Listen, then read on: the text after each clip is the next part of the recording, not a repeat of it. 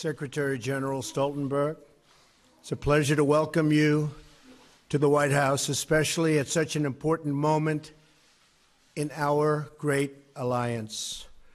I also want to acknowledge the great work being done by our Secretary of State, Rex Tillerson, to strengthen the NATO alliance, as well as the Secretary's trip to Moscow to promote the security interests of the United States and its allies.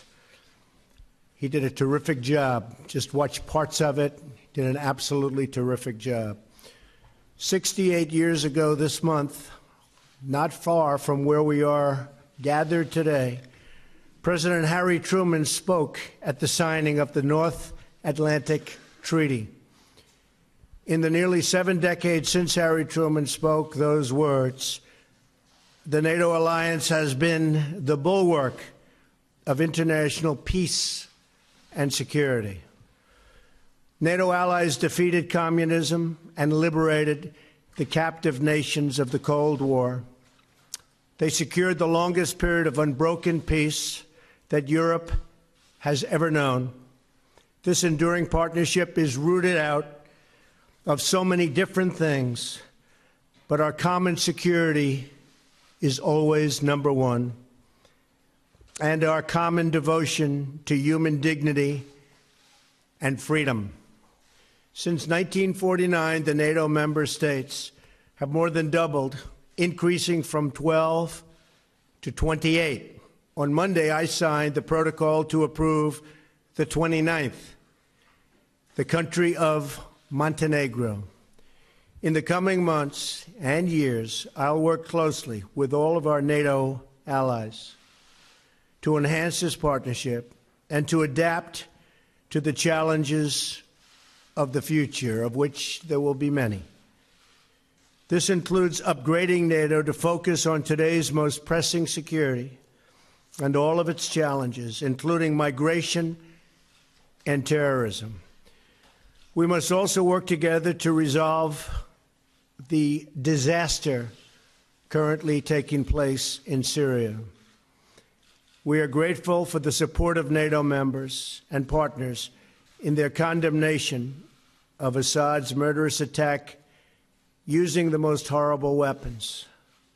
The vicious slaughter of innocent civilians with chemical weapons, including the barbaric killing of small and helpless children and babies, must be forcefully rejected by any nation that values human life. It is time to end this brutal civil war, defeat terrorists, and allow refugees to return home. In facing our common challenges, we must also ensure that NATO members meet their financial obligations and pay what they owe. Many have not been doing that. The Secretary General and I agree that other member nations must satisfy their responsibility to contribute 2% of GDP to defense. If other countries pay their fair share instead of relying on the United States to make up the difference, we will all be much more secure, and our partnership will be made that much stronger. The Secretary General and I had a productive discussion about what more NATO can do in the fight against terrorism. I complained about that a long time ago, and they made a change, and now they do fight terrorism. I said it was obsolete. It's no longer obsolete. It's my hope that NATO will take on an increased role in supporting our Iraqi partners in their battle against ISIS. I'm also sending General McMaster to Afghanistan to find out how we can make progress alongside our Afghan partners and NATO allies. Every generation has strived to adopt the NATO alliance to meet the challenges of their times. And on my visit to Brussels this spring, which I look very much forward to, we will work together to do the same. We must not be trapped by the tired thinking that so many have, but apply new solutions to face new circumstances, and that's all throughout the world. We're not here to stand on ceremony, but to develop real strategies to achieve safety, security, and peace.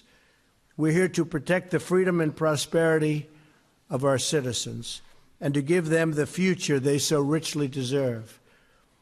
Secretary General, I'm honored to have you here today and to reaffirm our commitment to this alliance and to the enduring values that we proudly, and I mean very proudly, share. Thank you very much. Thank you.